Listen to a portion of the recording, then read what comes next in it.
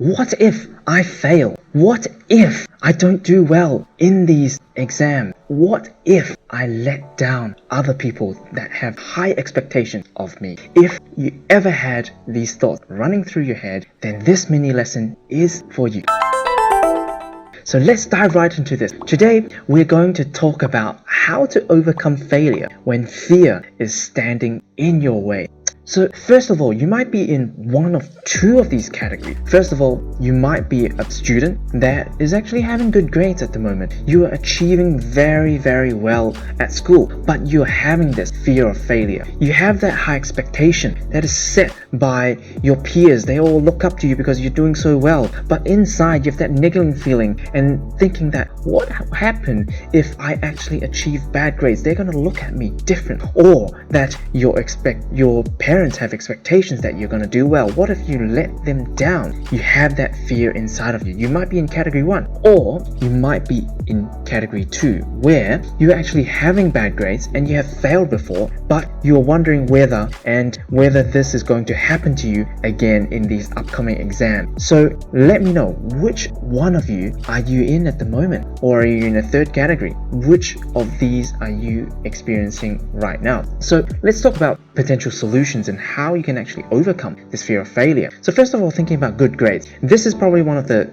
easiest one to go for because you know that you can achieve good grades. You're doing that right now, but you have that fear in your mind that we need to address. So here goes the potential solution for you. So when you're actually going back to our previous mini lessons, we talked about the scaling system. So on a scale here, we've got our frequency right up top here, and then we've got our grades across here. So what we're talking about here previously in previous mini lessons was that when you're in university or doing state exams, for example, they can't let everyone get, A+ if the exam is too easy, or they can't let everyone else fail the exam if the exam was written very hard. So what they actually do is they compare you with, say, if you have 100 students taking the same paper or unit in university, then they will compare you with those 100 students. And somewhere in the middle, so about 50-60%, they'll get most people stacking up right like this. So it will be like a little bit, like they call it a normal curve. Most people end up getting somewhere between 75% and 25%. So this curve can scale either end depending on how well they want their students to be doing. But essentially, you're getting ranked from 100 down the bottom to number 1,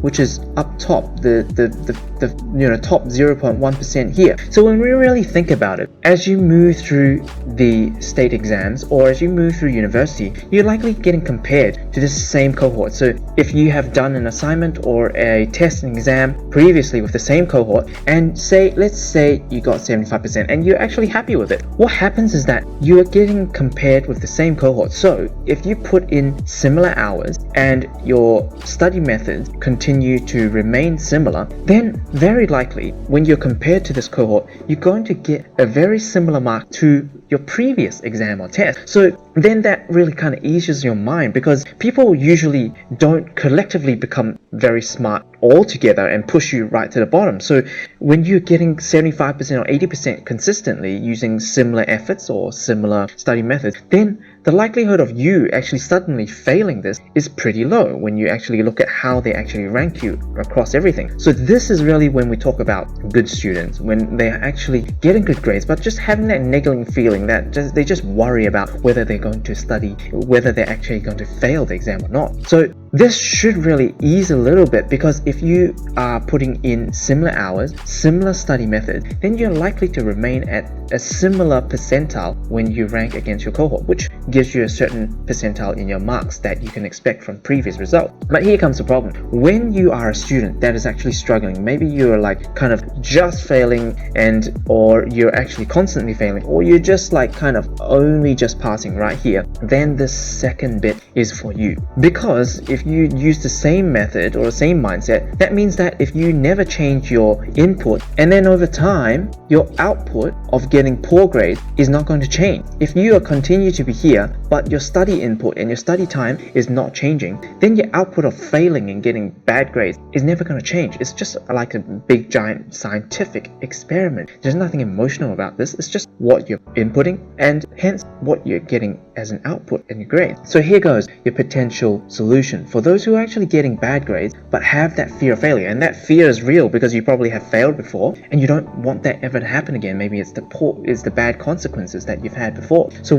what can you actually do? Here I get people to really think about this input. How do we change our input so our output of getting better grades is actually changed? And I've talked about this in previous mini lessons as well. First, we talk about time. Are you actually spending efficient or sufficient time? I'm not talking about just bums on seat time, right? Not just you sitting here and your mind wandering away and you're on Instagram. That's not actually effectively studying. I'm talking about you actually focusing on your studies. When you say you're going to sit down for the hour, you actually have been studying for the whole hour. How much of that time are you sitting down, bums on seats? Are you actually focused? If it's not very focused, then you need to find certain ways. For example, chunking your study time down, or actually allocating time that you are having breaks, using the Pomodoro techniques. Try to experiment different ways, because if you don't change your input, again, your output's not going to change. Then second point that I want to talk about is how you can change your input is this study efficiency. Are you actually engaging in a lot of passive ways of studying? Are you reading a lot of notes?